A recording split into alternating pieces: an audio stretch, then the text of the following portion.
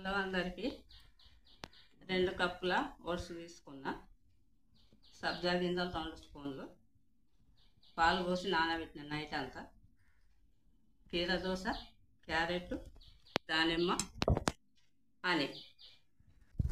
ఇది నా బ్రేక్ఫాస్ట్. చిన్న సైజు క్యారెట్, చిన్న సైజు దోసకాయ,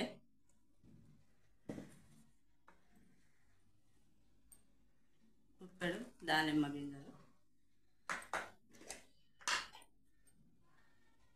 టేస్ట్కు సరిపడా హనీ 2 స్పూన్లు. ఇవన్నీ కలుపుదాం.